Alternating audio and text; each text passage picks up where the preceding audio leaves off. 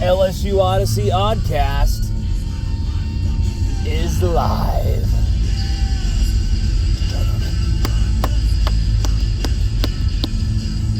Woo! The rock and roll life of LSU football, baby.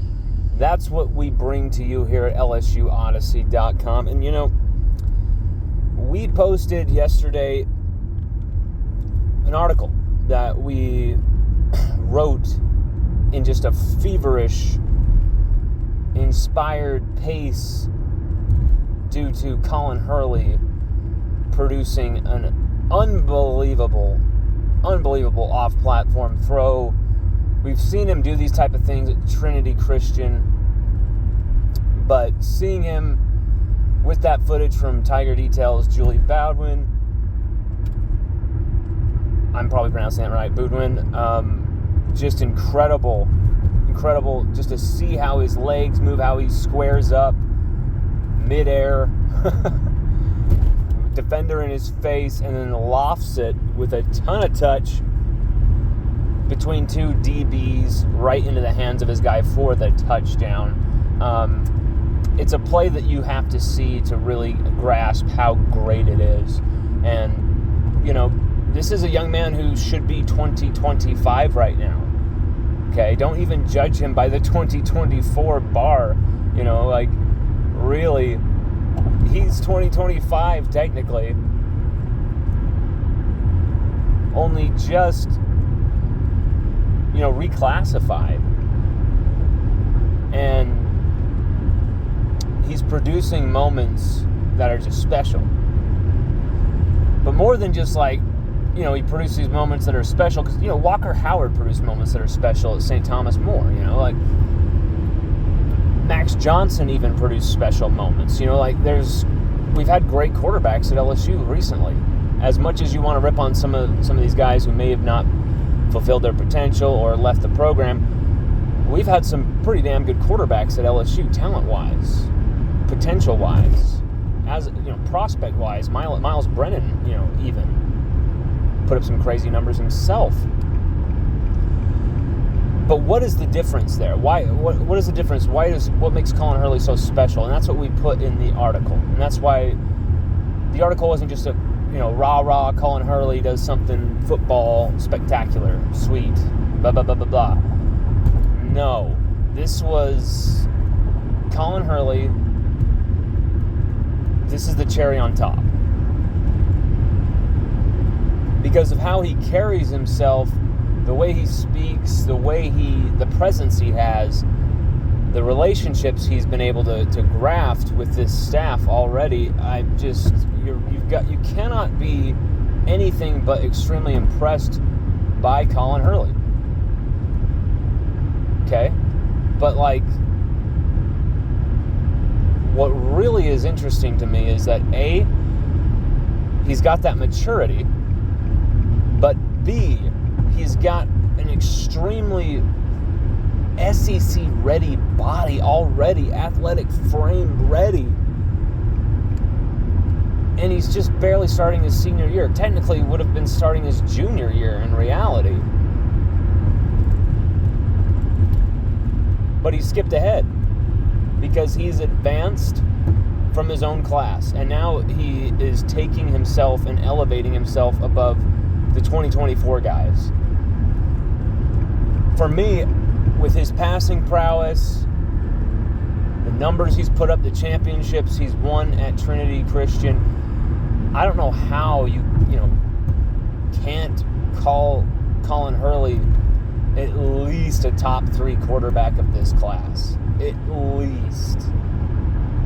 I know what our feelings are, but just for everyone involved, I don't know how you couldn't put him,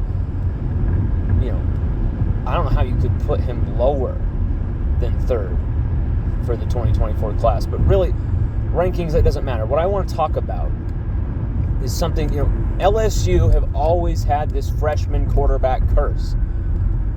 Don't start the quarterback at freshman.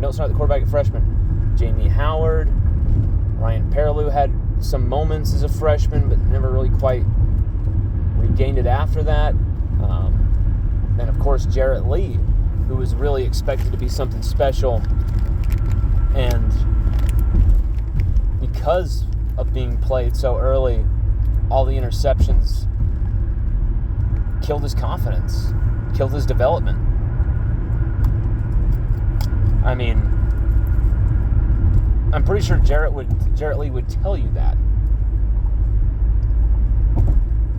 You know, the stop-start shuffling with him and Jordan Jefferson also messed with him too. But there has been this fear where we don't care how ready, how elite, how acclaimed the quarterback is. Most people, most minds of fans for LSU are running completely the other direction in fear of the idea of starting a freshman at LSU. The stakes are too high. The fans can just be too intense. It shouldn't work, right? Who can have the mentality to take some of the abuse from the fans, from some, take those expectations, fulfill them, surpass them?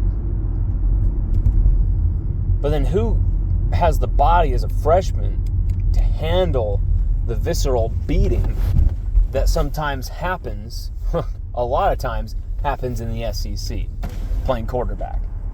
Whether you have an offensive line full of Will Campbells and Emory Jones or not.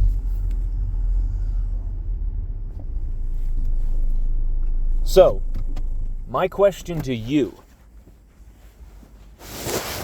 I know we have Ricky Collins on roster, and he looks really good too. I know we also have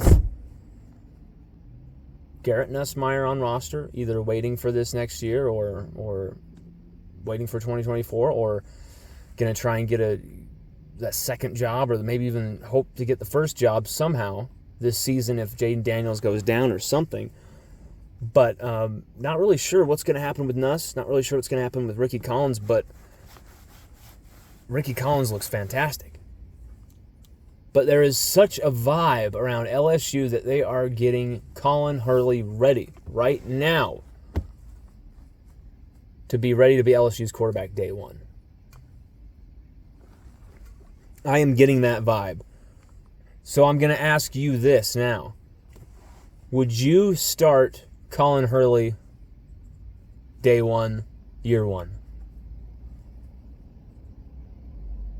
And give me your reasons why. And if not, give me your reasons why not. I think this is going to become quite a heated topic among the LSU fan base in the months and maybe year to come.